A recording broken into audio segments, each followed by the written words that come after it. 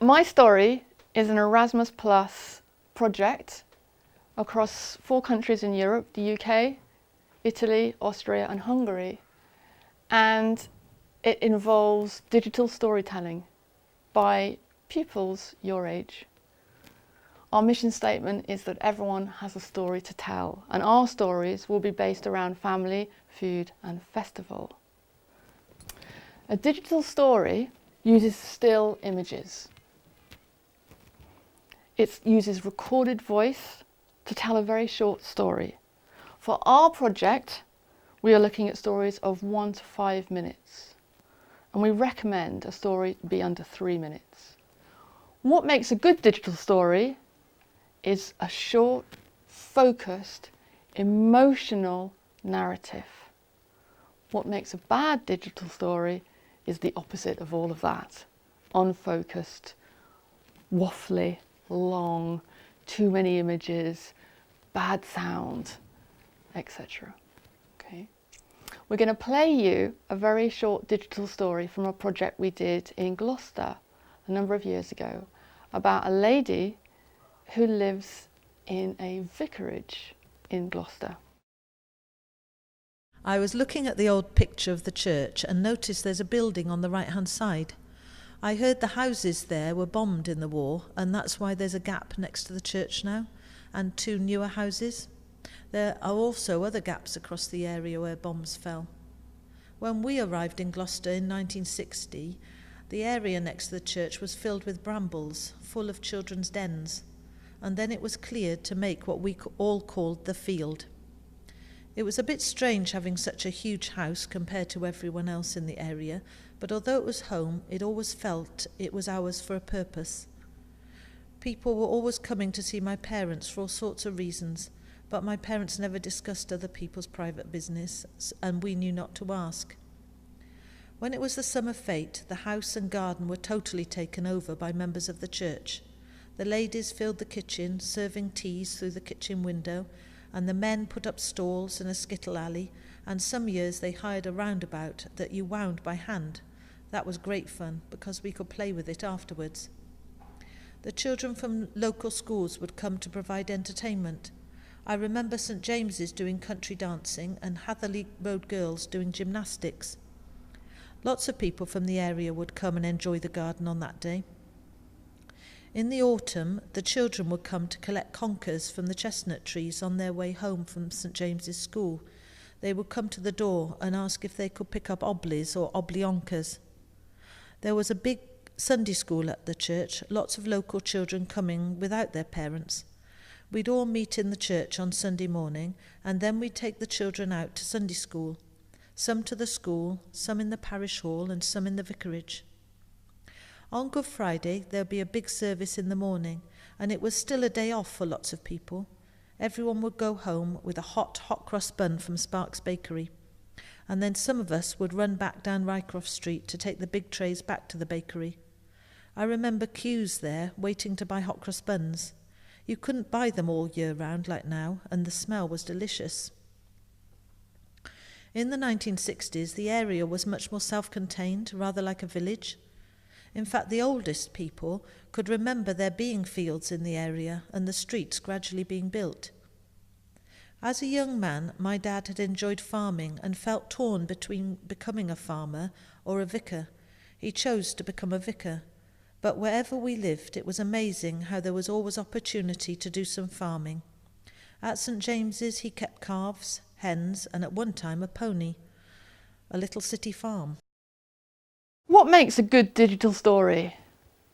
It has to be short, focused, it has to have emotional content, and our story is about family, food and festival.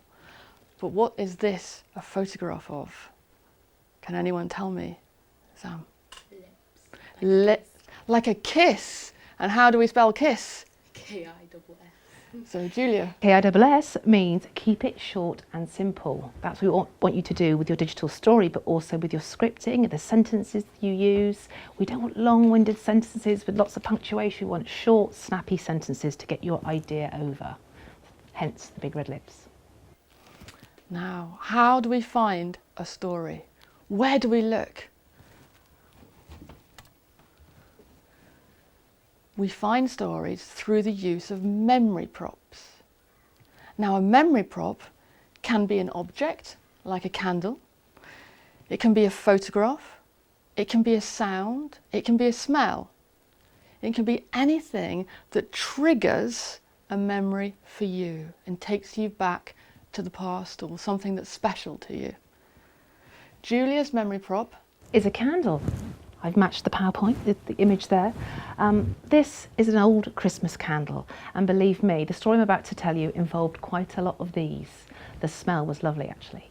I'm just going to read you my digital story. It's only a couple of minutes long, mainly because it then feeds into something that we're going to be talking about when we talk about scripting, how to do a script in a minute as well, okay? So I'm not saying it's the most creative one in the world, but it's just an example of this candle as a memory that kind of sparked this story. Okay, so bear with me. A few years ago, there was terrible flooding in the UK over Christmas. Families all over the country were spending Christmas knee-deep in water, without power, and I was one of them. I had no power, and more importantly, possibly no Christmas dinner.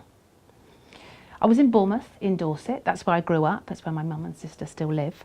And on Christmas Eve, as it's getting darker and darker and colder, we get out the candles, we get out the torches, the thick jumpers.